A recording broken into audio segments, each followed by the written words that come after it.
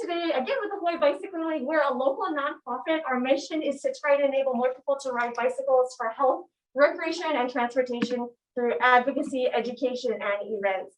And so this is funded through a grant from the City and County of Honolulu Department of Transportation Services. So we have all different kinds of workshops, everything from learning how to ride a bike for the very first time as an adult. Yes, there's people that don't know how to ride a bike as an adult. That's totally cool. We can help you. We are so excited to get you riding, because we know with bikes comes with freedom, comes with fun, exercise, getting out. You don't have to have a car. So we're really about biking as a healthy way of transportation, as well as being a sustainable way to get around and affordable too. So what we're gonna do first is grab the helmets for you guys.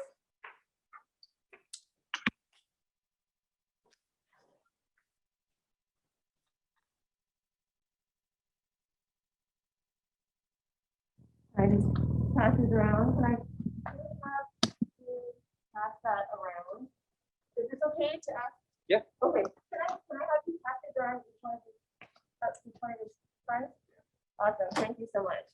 So just so you know, I'm like super interactive. I'm gonna ask you to do stuff.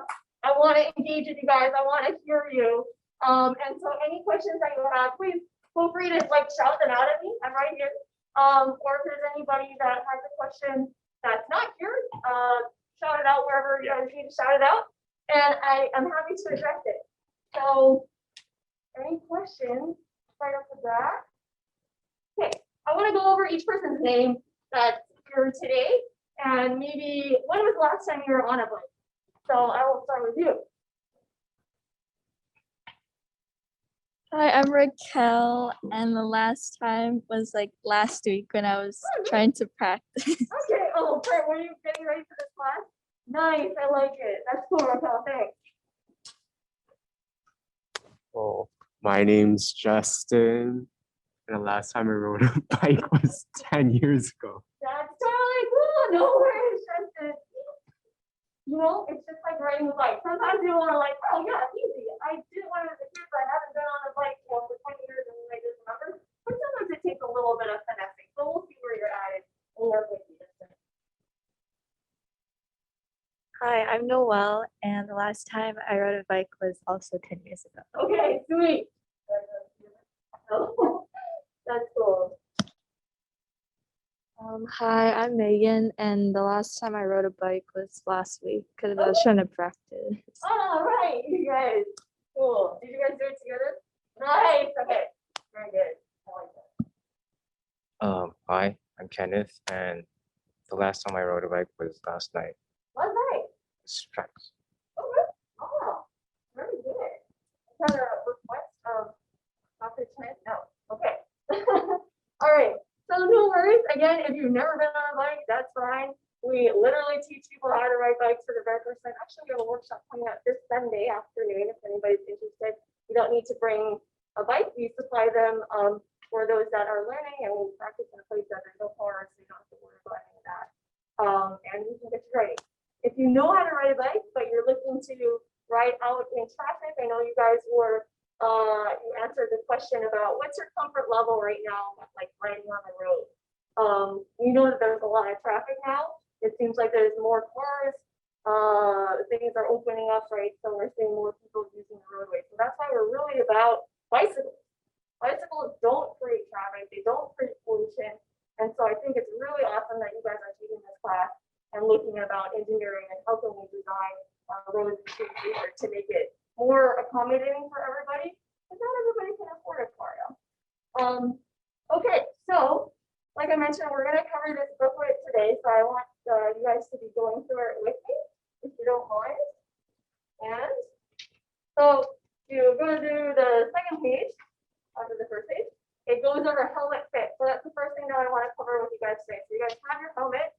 Let's talk about this thing. So helmets are the law if you're riding a bike and you're under 16 years of age. That's the law here in Hawaii. So if you're under 16 years of age, wear a helmet if you're riding a bike. If you're over 16 years of age and you, let's say, take a spill, is the helmet not going to protect you? Anybody?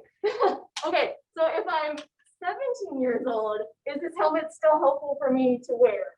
Yes, okay, thank you. Talk to me, I need some attention. Thank you.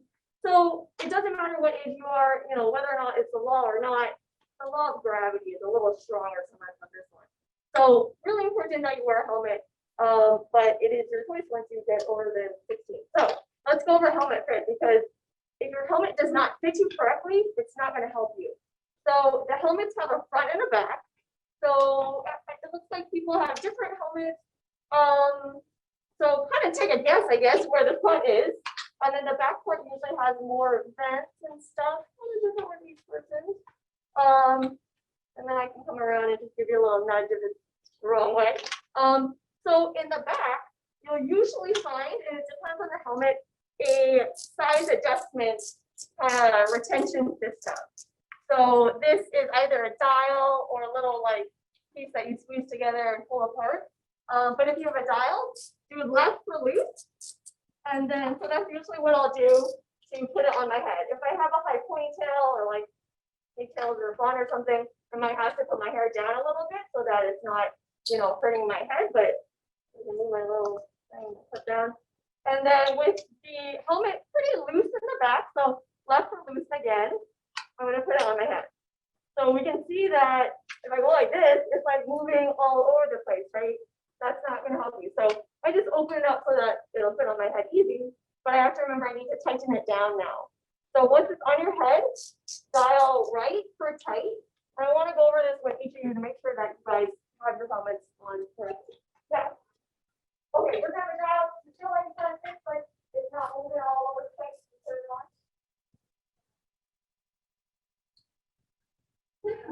Is it comfortable?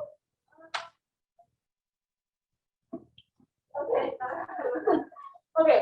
So yeah, that's like a multi-sport helmet. You're both of it. Yep.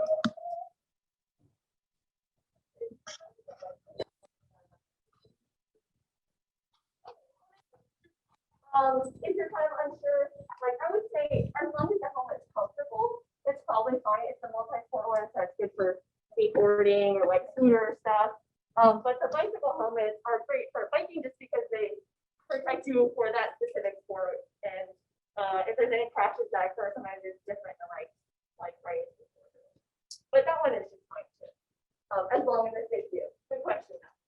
Okay, so once you have the helmet pretty secure on your head, a great way to check if it's snug enough and will fit you is that with the chin straps unbuckled, you can kind of put your head down and like give it a little shake. Your helmet should not fall off. So that's a good way to do a little test. Okay, right on. Obviously, it shouldn't be squeezing your brain so much that like you get a headache, but you do want it to be pretty snug. Then we have what we say is the eyes, ears, mouth, two-finger rule. So when I look up, I should see the bottom of the helmet, or not more than 2 fingers width between my eyebrows and the bottom of the helmet. So I don't know if you guys have seen like little kids and their helmets like way on the back of their head, like their forehead's all like exposed and it looks like a hat. That's not how you want to wear it. Don't. Make sure it's covering your forehead because that's really the most important thing that you're protecting is your forehead. So don't have more than 2 fingers width between your eyebrows and the helmet. Okay, moving on to why your mouth or sorry, your ears. So eyes, ears, mouth. Ears, that Y strap should fall just underneath your earlobe. So yeah, just like you're doing, it's good to take it off and then kind of adjust it around, but they usually can slide up and then lock. You don't want it too high, it's gonna be kind of uncomfortable, and you don't want it too low. It's more about comfort as far as that goes. And some of the helmets are stationary, like I don't have a adjuster thing, but it just works. Okay, eyes, ears, mouth. So mouth, obviously when we're riding our bike and we have our helmet on, you need to buckle it. Otherwise it's just a funny hat. So make sure it's buckled when you're riding. A good way to check again is the 2-finger rule. You don't want to be able to fit more than 2 fingers between your chin and the chin strap. So if you can't fit any, then you're probably hard to breathe and hard to eat and stuff. But if you can fit like your whole hand in there, then you want to tighten up just a little bit. And you can either take the helmet off or try and take a look at it and loosen up the straps so that it is the right fit. Okay, let's see if everybody is doing okay. If you have any questions. Oh, super. So, helmets are important and they're great if you're ever in a crash. You know, they will protect your head, but it's a one crash and it's trash kind of deal. So if you've ever been in a crash, or let's say you had like a really jump day at school and you're like, oh, and you like throw your helmet down and you're like, don't get that helmet again. It has absorbed that impact to save your head, or once it hit the ground the first time. But if you were to say, well, I don't see any cracks in it, and then wear it again and get into a crash, it will not protect you in that same way the second time. Think about it like a car bumper. It crumbles on impact and then it's pretty much done. I'm gonna move this. Okay, so that's important. If you guys have helmets, just store it in somewhere that's like not in direct sun. Don't leave it out in like the backyard. Okay, so that's about helmets. We will be using our helmets when we're on our bikes. Okay, let's talk about cyclist rights and our responsibility. So, can bicycles be ridden on the roadway? Yeah, you say yeah. What if there's no bike lane? Can they ride in the lane of traffic with cars and stuff, with other vehicles? You can speak up, don't do pirate. Yeah, okay, cool, right on. So that's absolutely right. Bicycles are considered vehicles here in Hawaii and all the other states in the US. So that means that they have the same roads, the same rules, the same rights. Everything that would apply to a vehicle driver, that would apply to a bicycle rider, would be the same. So simple things like riding in the same direction as traffic. You don't ever want to drive against traffic with your car. I hope no one's seen that. But you also don't want to drive your bike against traffic either. It's unpredictable, it's illegal, and it's not a good idea. I know some people were taught, like maybe when they're a kid, like, oh, you should like face traffic and like jump out of the way if you see a car coming, but don't do that. Just ride with the flow of traffic. It's where everybody's expecting you to be. It's much safer. Is anybody working and getting their driver's license? Okay, no worries. Okay, so stopping at stop signs and red lights, cars need to do it, air vehicles, bicycles need to do it too. So here's the thing, I think you guys know about like the laws of like traffic, like you guys have driven with your parents or brother, sister. Yeah? Okay, very good. So I'm not gonna cover it too much, but what's important is that when we're riding our bikes, we kind of need to act as bicycle ambassadors. Because for some reason, if someone, there's a bunch of people and they're all riding, and then they just like flow through a stop sign, one, that's not very safe. It was convenient at the time, but it's illegal. It's not very safe. And it kind of gives a bad rap for all the other people riding bikes. So I just had to deal with this situation at a neighborhood board last night for this group that rides, and they kind of like to race each other, and they were very angry at me, but it's okay. I know they weren't really angry at me per se. I know they were angry at the group, but it just goes into saying we really kind of want to ride with aloha. We want to show respect to other people, but we also want to show respect to ourselves, right? And I think if anybody's gonna have a bad experience, it's oftentimes because we're not giving ourselves that respect, and we're not sure where to ride. So we're riding in the gutter, or riding in a place that we shouldn't be riding. So taking a look at, we're still on page 2. Cars need to signal, yeah. So that's the law, even though I'm not sure why. So simple to use in a car, but on a bicycle, we don't have blinkers or signals on our bikes quite yet. So how are we going to communicate with other people where we want to go? How would you say that you want to turn left? Can you like just give me a indicator? I might have just given you a hint. Okay, very good. Thank you. Yeah, so turning left, Basically, you're just pointing, I'm going left. Okay, easy. What about, what do you think? Right, okay, very easy. I'm pointing in the direction I want to go. It's pretty much kind of universal language, I would say. What about this one? Yeah, oh, that was a tricky one. Good job. How do you do that? Oh, shoot, okay. Well, thanks for reading. You were on it. What about the rest of the people? No, just kidding. So yeah, this means turning right as well. And so why would somebody use this as opposed to this one? Maybe it's that they're right-handed, they feel more in control, holding the bike with this hand, taking this hand off. Maybe it's because they're riding on the right side of the road, the cars are here, and you want to signal to them.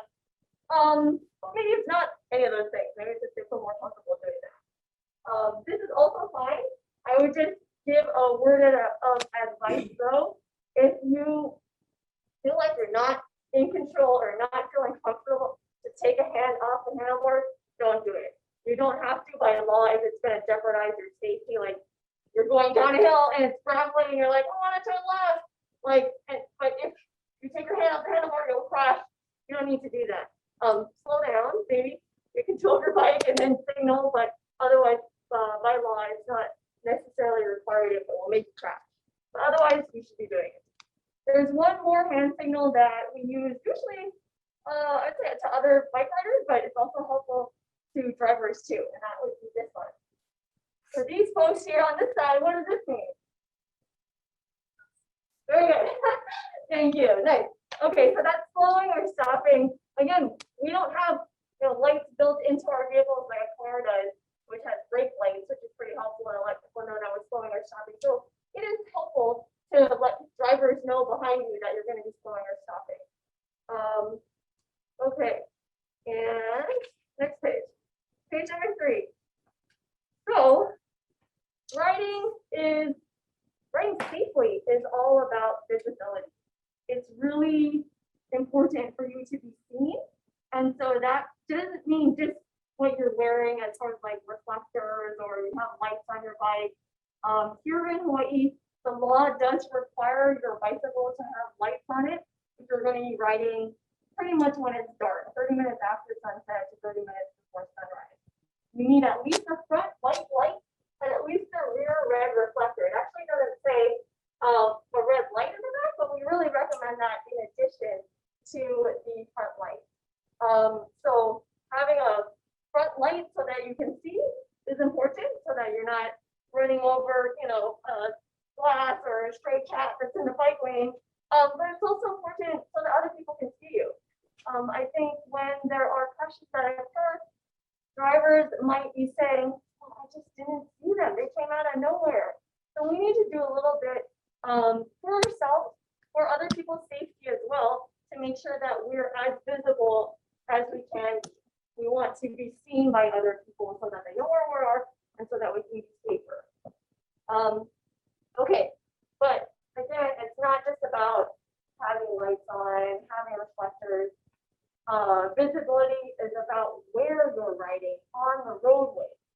So if there is on-street bike infrastructure, groovy. That seems like a perfect choice to like go and use that bike lane now. So that is the law here. If there is on-street bike infrastructure and it's safe, the cyclist should be using it. So do you know what a bike path is or a multi-use path? Or like what's another one? Greenway. Does anybody know? Okay. Have you been to Omaha Beach Park? Okay. You can say yes. And like, like you just have to hear it. Okay, so Omaha Beach Park, that's a good example of a multi-use path. Multi-use path or bike path means no motorized vehicles should be there. It's just for people walking, jogging, biking, rollerblading, doing those kinds of things. And so they're really great because they're separated totally from cars and traffic and noise and all that stuff. So they're really comfortable places for everybody to ride, all riding abilities, and very peaceful. So we like those. But even if there is that bike path, it's not on the street because it's physically separated. So even if you're riding along and there's a bike path on the other side, you don't have to ride there. You can ride But if there's a bike lane that's on the same street as you and it's safe to use, you should be riding it. Are there any reasons that a bike lane would be unsafe to ride in? I should say, there are reasons that a bike lane could be unsafe. What are they? Like, shout them out. Give me some energy here. What would make a lane unsafe for you to like ride a skateboard in or drive a car? You guys experience the roadways here.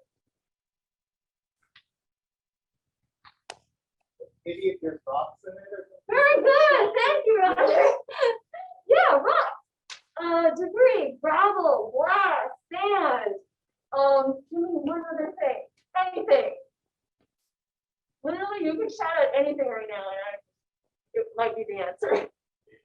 A baby in the bike lane. I can't run it over. I gotta leave that bike lane. That bike lane is unsafe. It's got a baby in it. Yeah, thank you. That's totally true. So there's obstacles in the bike lane. Maybe it's a really slow rider. Maybe it's a slow baby riding. I don't know. Or maybe it is put in the door zone. So we're gonna go over the door zone in a little bit, not quite yet, but we won't get there. But those would be reasons that a bike lane would be unsafe, even though it's right there on the same street as you. And I would want to get out of that bike lane and ride in a lane of travel with the cars, same as the cars. Okay, so there's a lot of things that you can perceive as being unsafe, and it's totally up to you on what conditions make that bike lane unsafe to you. It could be wet leaves or like a metal grate or something like that, but you can leave the bike lane if it's unsafe or you're trying to pass somebody. Okay, so we kind of got over that one. If we are turning, we can exit the bike lane. It's a perfectly good bike lane. There's no babies in it. There's no gravel or sand or anything. I can leave that bike lane if I'm going to be making a turn up ahead. So that means bike lanes are usually on what side of the road, right or left? Very good. Yeah. So let's say I'm like going this way. I'm using the bike lane. It's on this side of the road as I'm going this way. And then I want to make a left, kind of maybe like 3 blocks down. I'm going to have to check, look back, use my hand signal when it's safe, get into the lane of traffic. Now cars are behind me, the bike lane's there. Oh, good. I'm allowed to be here. Okay. Doesn't matter if you're like going 10 miles per hour, 20, don't feel pressured. You have the right to be there as long as you're trying to make your turn.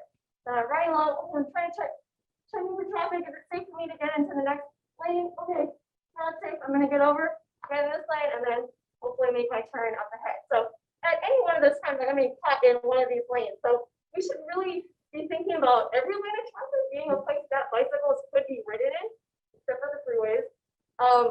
But it's just something kind of to note. If you're moving the same speed as traffic at the time and you're on a bicycle, you can pick whatever lane you want. So I know some people are like, what are you talking about? Bicycles can't go that fast, like as fast as cars. This is like traffic, yeah. Traffic's going like 10 miles per hour, everybody's sitting around. I can keep up with that. Maybe I had a Red Bull in the morning. I can keep up with fast moving traffic too. So it just goes to say, if you're going the same speed as traffic at the time on your bicycle, you don't have to be in the bike lane, even if it's safe. You can pick whatever lane that's going in the same direction as the cars that you want. So any questions about bike lane usage or when you can exit a bike lane? Okay. All right. So you might have seen these little, if you take a look at your booklet, there's a little yellow little thing on the right side. It's a stencil that has like 2 kind of chevron markings and a bicycle. There it is. Okay. So that is not a bike lane symbol. It is called a sharrow. So has anybody seen this on the road where there's like cars and stuff? Yeah. Okay. Right on. And so you probably noticed that, yeah, there's cars driving there. Have you seen any bike riders there at the time? I know it's like changing all the time, but it's a place where bikes could be ridden as well. Again, we just talked about bicycles are vehicles, they're allowed to be on the roadway. But that sharrow marking is just a reminder to drivers and to cyclists to say, hey, to see people riding their bike in this general area. They're allowed to be here. Just be aware of it. It brings more presence to remind drivers to actually look for bicycle riders, that they're allowed to be there on the roadway. And it also gives them a reminder of what direction they should be going. Should be going with the flow of traffic. The other thing that's kind of cool about these sharrows is typically, I'll say like 80% of the time, the city has placed them on the road where you should be riding. Like you can ride right over the top of them, and that gives you a really good indicator of good lane positioning. So that sharrow, will it ever be on the sidewalk? No. Okay, good. Okay. Will the sharrow be going the opposite direction? No. Okay, and then when we go on our ride, I think we're actually gonna take a look at some placement of sharrows and how they might be changing due to stalls being available or unavailable. So,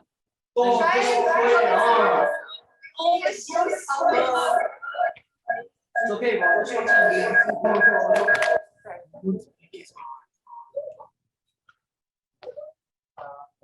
okay.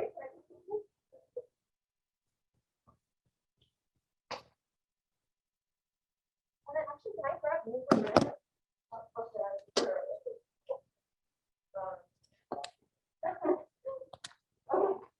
Okay, so.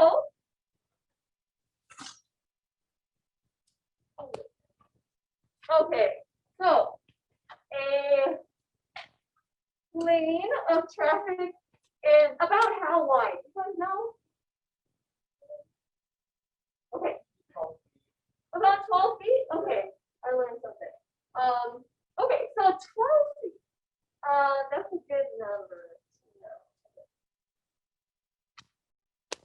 Does from me to him look like a car and a bicycle could fit if this was the lane width from me to him? Physically, could a car and a bike fit? You know, the bike, you visual as a car, you say no. Anybody say yes, it's physically possible? Yeah, okay. Okay. Okay, yeah. So this from me to him is 10 feet wide. 10 feet wide. So cars are generally like 6 to 8 feet wide. My bike's pretty narrow. Physically, could a car and a bike fit in this 10-foot wide lane? Physically, yeah. Is it safe? No. Okay, very good. Thank you. That's pointless. Okay, so let me extend a little further. How far do you think this is? How much space do we think this is for this lane? As a lane? Give me a number. What? 12. Okay, very good. Thank you. Okay. Yeah. So for me to him, it's 14 feet. 14 feet looks super wide, yeah, especially in a classroom when we don't have like other stuff to kind of scale. 14 feet wide is a lane that a car and a bike could share safely side by side together. Awesome. Okay. Do we have a lot of these like super wide lanes? It's pretty wide. We have some, but we don't have that many. Okay, thank you very much.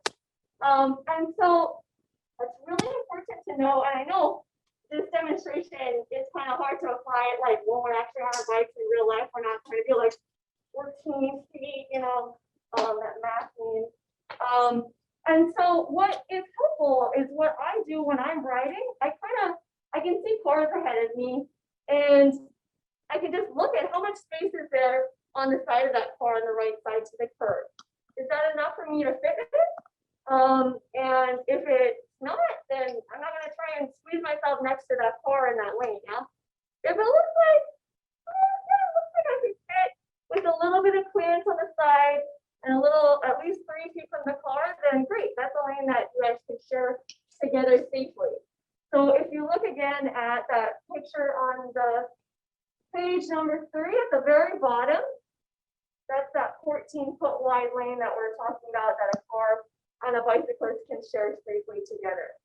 So why though? Okay, the law here in Hawaii is that motorists must give at least 3 feet of space if you're gonna be passing a cyclist. That's the bare minimum. I think with all this 6 feet social distancing, we're very aware of what 6 feet looks like. So that'd be great to give. But 3 feet is the requirement. It's only 3 feet, but we're glad to have at least 3 feet. We can see that space in between the bike and the car is 3 feet.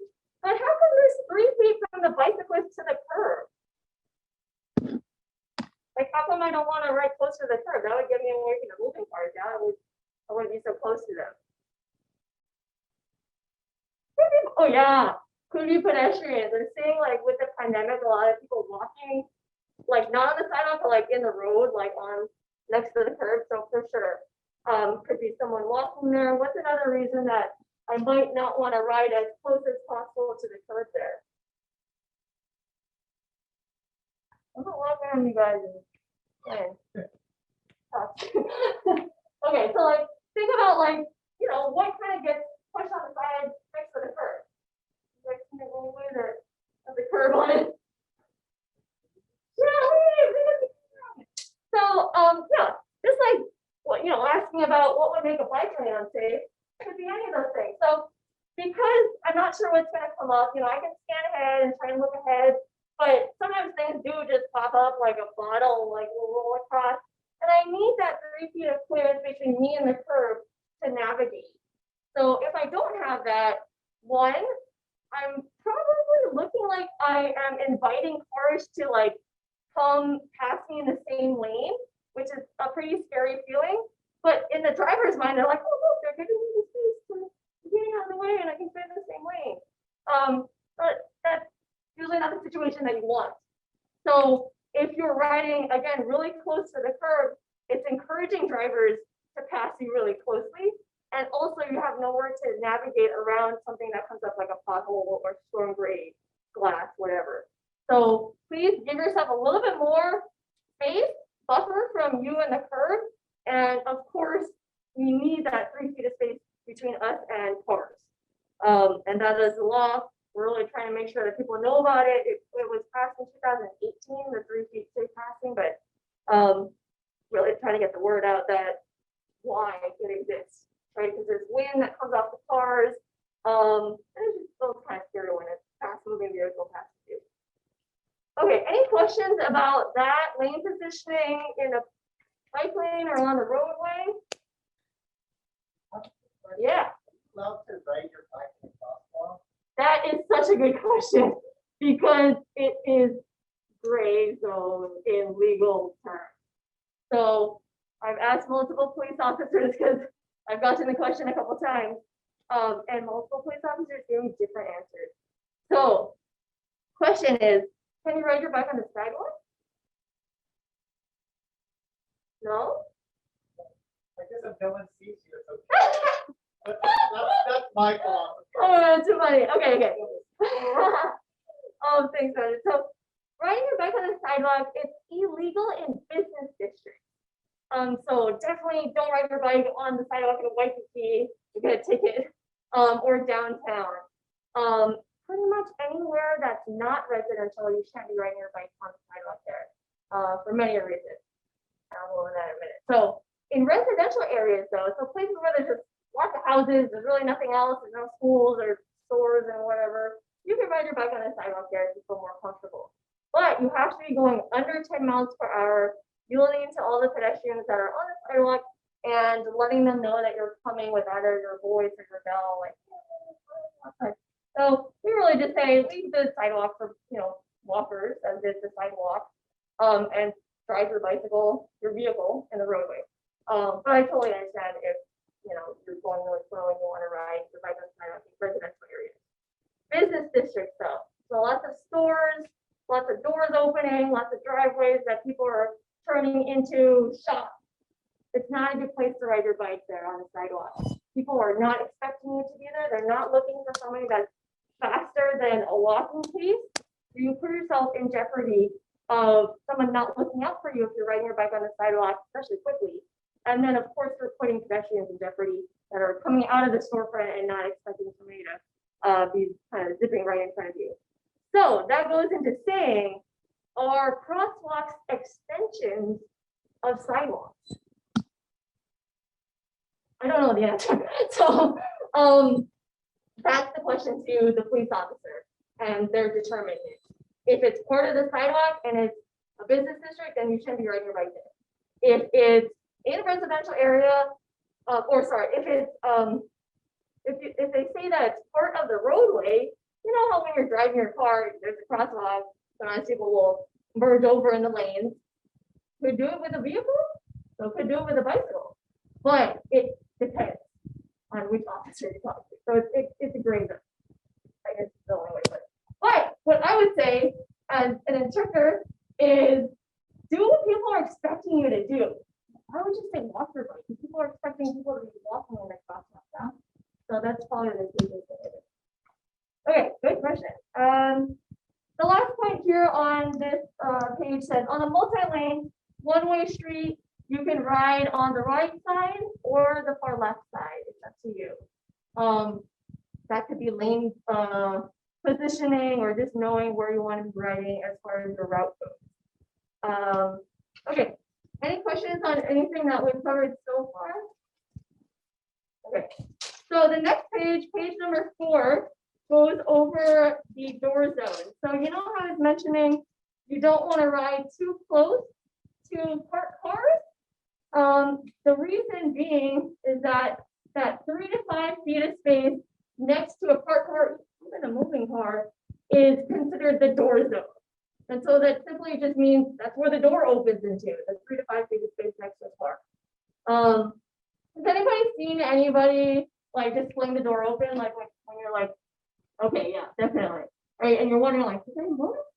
Well, it's oftentimes not, but sometimes they do, and they still just fling it open. So it is the legal responsibility of the driver of the car to make sure that there's not someone coming in their path, but they, you know, it happens. So don't ride in the door zone. That's all I have to say. That's not a usable space to be running or jogging or biking. You don't have any reaction time. That door opens so quickly. So it's really important that you try to avoid the door zone. That means, you know, ride with at least 3 to 5 feet away from you and the parked cars. And we'll get a good example of that today as well. So the door zone is something that you want to avoid. If you feel like you must ride in the door zone for whatever reason, then you know you can kind of take cues. You're looking ahead. Is there someone in the car?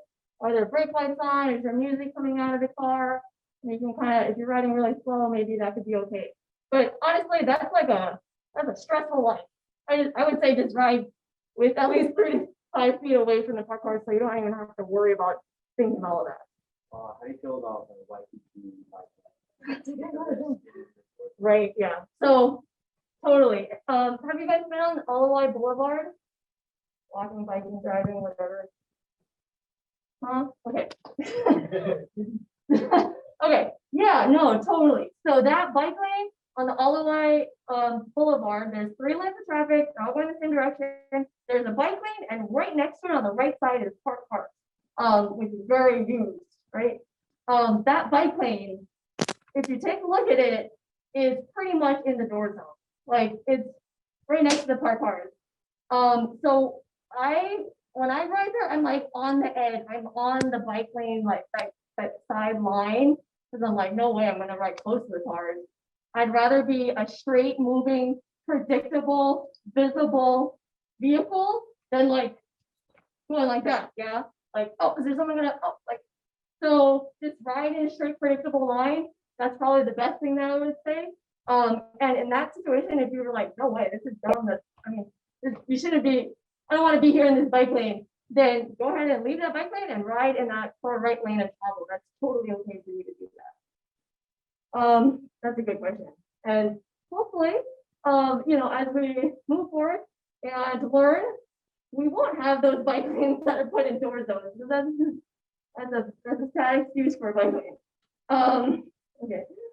So, and if you haven't been on the Alawai Boulevard, I invite you to check it out because it's pretty interesting. Just how it looks. Okay, so we talked about the door zone. We talked about riding predictably. We don't want to leave in and out of the gaps where there's no parked cars. Turning. So you can do it like a vehicle because you are driving a vehicle. So just like how your parents or your friends would, take a turn, that means, signal, check, and make sure it's clear, make your turn into the appropriate lane. Or what's cool about being a bicycle operator is that I can slow down, stop on the sidewalk, get off my bike, and now I'm a pedestrian. So I can use the crosswalk and walk and use the signalized intersection. So that's a really good way to get across if you think that a road is too kind of hectic or crazy to cross. Here on the bottom of the booklet, you have again the vehicular style turn, which is the left little box here, and you have the pedestrian style turn. And so pedestrian style turn is what I was just mentioning. Let's say I look back, I want to turn left up ahead. I look back, holy cow, there's so many cars, they're moving quickly. I don't want to deal with that. I don't want to try to like get over and use my hand signal to get me to that turning situation. So instead of that, I say, no worries, I don't need to worry about that. I'm gonna ride up in the bike lane as demonstrated here. And then what you're gonna do is you're actually not gonna ride in the crosswalk, just outside of that, and then turn your bike 90 degrees. Turn yourself and your bike 90 degrees.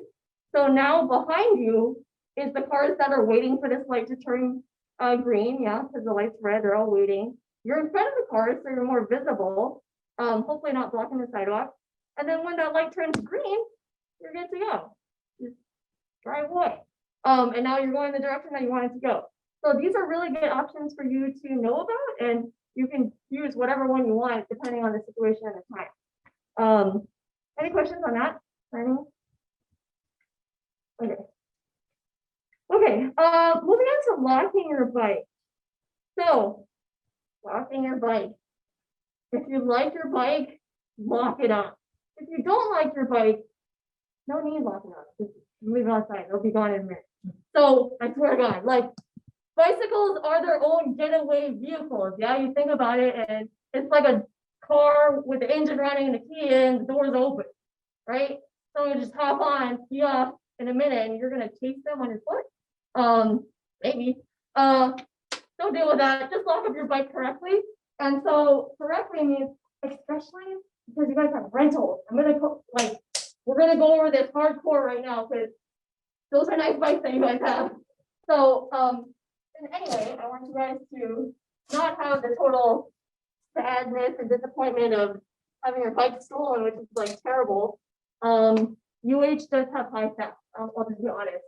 So you want to lock up your bike well, or bring your junk bike to school.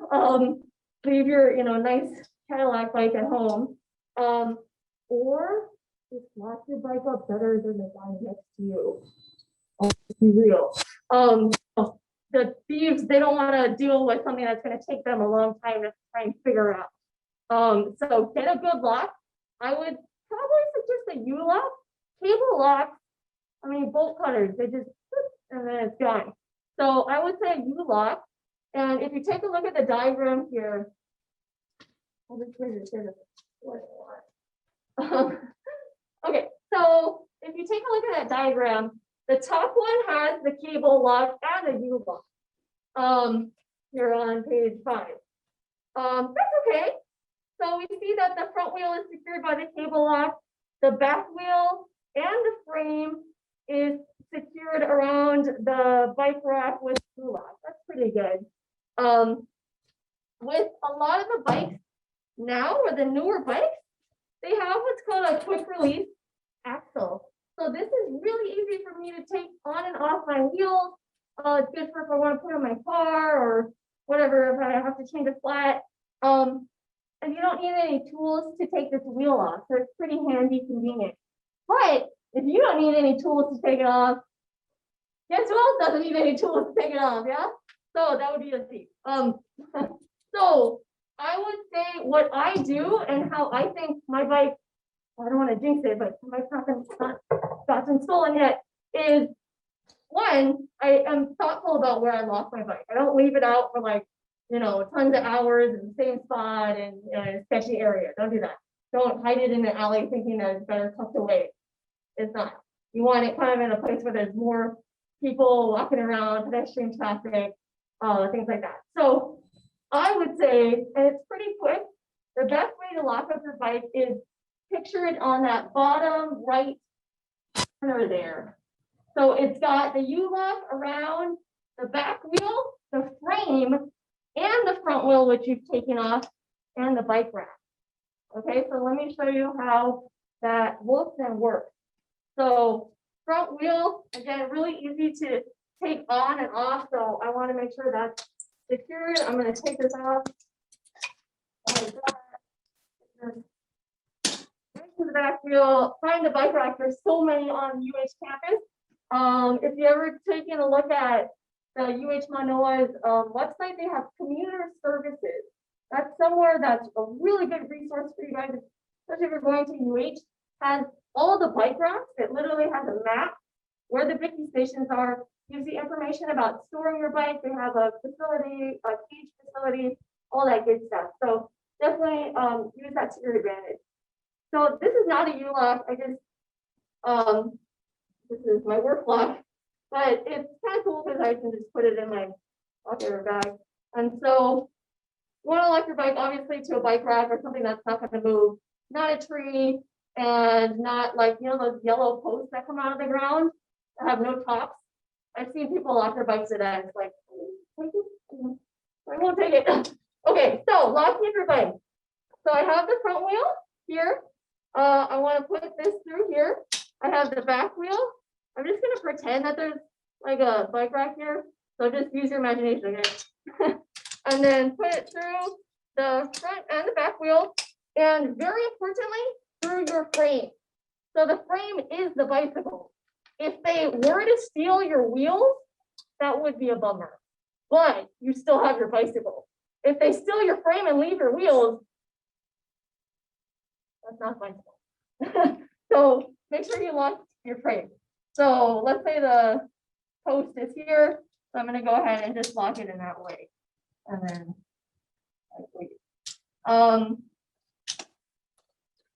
any questions on locking up your bike? Okay. So, Quick question. yeah. So just to review your preferred locking, scheme, if you have a U-lock and a cable.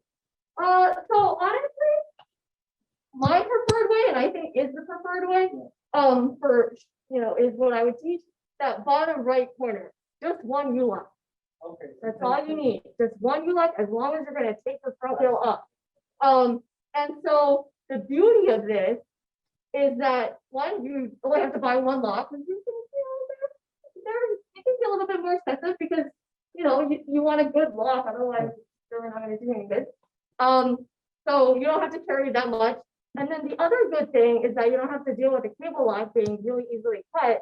And the third good thing is that actually the safest and most steadfast way of locking up your bike is getting a U-lock and having no space in between. You don't want a really long one because that gives leverage to people that have bolt cutters and stuff to kind of get some leverage on that U-lock. So having like as small as possible a U-lock that will fit all your stuff and the bike rack, that's perfect. That's the best way to keep your bike in your possession. And then the other thing about leaving your bike unattended or locking up your bike is that if you've got accessories, make sure you're the one taking it off instead of somebody else. So you got lights, take them off if you're going into the store. Those things are so easy to steal. People do it all the time. We want you to keep the things that you want. Again, if you don't like it, it'll be away from you in a moment. So that's important. It sucks to get your bike stolen. And it sucks to get your other stuff stolen too. So, okay. Okay, so you guys are going to be locking your bike at the Frank Fossey building tomorrow. Sorry. Yes, next week. So does it come with U-lock? Yeah, we got the lock. Okay. We have a combination of it. Okay, interesting.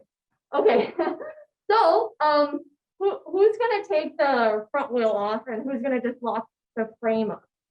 I just like curious on like how comfortable people feel with taking the front wheel off. Okay, who knows how to take the front wheel off? Does anybody know how to take the front wheel? Okay, don't worry about it then. I would say if it came with that cable lock and a U-lock, is it more important for me to lock the back wheel to the bike rack? Is that okay? And then loop the cable up to the front wheel. So I have, get to the bike rack, I have my U-lock, locking this up to the bike rack, and then I'm gonna loop the cable around to the front wheel. Sound good? Well, I might put it in the frame. Yes, good. Only because I had my things stolen, like my cards. Yeah. From repeat experience. Kind of, Oh my gosh. Okay, well, Too nice and not. so I am glad that you said that. Let's learn today, so we don't gotta learn, with our own bike. So again, if you just lock your wheels will be probably secure. They'll probably still be there at the bike rack waiting for you. But the rest of your bike might not be. So make sure that you lock the frame. This is the frame. And if you can also lock the back wheel, that would be great. Okay. Okay. So just kind of general tips on safe riding and having a comfortable ride. One, it's about bike control. Half of the crashes that happen aren't with anybody else involved other than the rider. Not cars, not dogs, pedestrians. It's just the bike rider having a slip or, not handling their bike quite well. So that's why we're going to be going out there and getting some on-bike handling skills down. The other thing is you always want to be scanning ahead. You're looking ahead for things that could be hazardous for people that might be trying to cross, as pedestrians, and especially drivers coming out of driveways or intersections. You want to be constantly looking ahead of you. It's not a time to like zone out and fall asleep. It's definitely a time to be attentive and be looking out, always aware. So that's really important. Okay, so we're gonna do the ABC quick check with your guys' bike. I'll go over it right now. And then I will have each one of you do it on your own bike that you have out there. So the ABC quick check is something that I want to do every single time before I ride. Even if it's just a short trip to the grocery store, half a mile down the road, or it's a 50-mile weekend, sweat fest. I don't know. I want to do the ABC quick check. ABC quick check is your little, just quick safety check to make sure your bike, your vehicle is good to go and ready to ride. So A, what do you think A is for? Very good, thank you for reading. So good. So A is for air. When you push on your wheels, it should feel like the firmness of a basketball. So I think that kind of is surprising to some people because so often feeling feels like it's got air in it. It might, but it doesn't have enough. So the amount of air that you need is on the side wall of the tire. So it's going to say something PSI, so pounds per square inch. So it might be, I'm not sure what kind of bikes you guys have, but it might be 35 to 85 PSI. So you want a floor pump or something that has a gauge that you can actually check it. But again, it should feel like a basketball, like really hard. Okay, so A, air, makes you go. B, makes you stop. What does B stand for in this situation? Great, very good. So want to make sure my brakes work before I leave my house, and I realize that I need them as I'm going down St. Louis Heights, and I'm like, oh, I forgot to put brakes together. So brakes, it's really, I would say, grabbing both your brakes. So right hand controls the rear. So right is rear for most things on the bike in America. And then left is the front brake. So I grab them both at the same time and just kind of try to move my bike forward. It shouldn't move anywhere. The other thing you can do is take a look at your brake pads, make sure they look like they're in good shape. If I spin my wheel, should be able to stop it. It shouldn't be squeaking or anything like that. Okay, C is for what? Springs, yeah, chain, cassette. So pretty much all of this situation here. This should be lightly lubed. It shouldn't, hopefully it's not rusted. It should just be lightly lubed so that you have nice smooth shifting if you're gonna be shifting. And also just, if it's all rusted, it really can be dangerous to ride just because it's not gonna perform in the way that it should. So that's one thing to check. Your chain, when pedaling should rotate smoothly, backwards as well. And then what else is on there? ABC quick check. So quick, you guys remember that I was talking about the quick releases on your wheels? So make sure that those are firmly closed. They're not kind of just hanging out and flopping around. Sometimes there's more quick releases than just your wheels. Some people might find them on the seat post. So make sure that that's tightened so you're not riding and then all of a sudden it just lowers on you. Yeah, that's pretty much like we can go over with each person on what you guys got and check it out and see if there's any other things that we should be looking for. Okay, so when do I want to do the ABC quick check? I think we can do it now. Oh, sorry. Like when sorry. in life, if you're gonna be writing, if you're just going to go to your friend's house down the road, do you think it's necessary? ABC quick check? Yeah, it's every time before you ride because, even though your friend's house is 3 blocks away, if your brakes aren't working, you're probably gonna need your brakes at some point. Or if you don't have enough air in your tires, you're most likely gonna get a flat. The low air in here causes flats really easy. So don't have to deal with that. Just put the right amount of air in your tires before you go. Okay. Any questions so far about what I covered in the booklet or what I didn't cover? Okay. Let's go to the bike.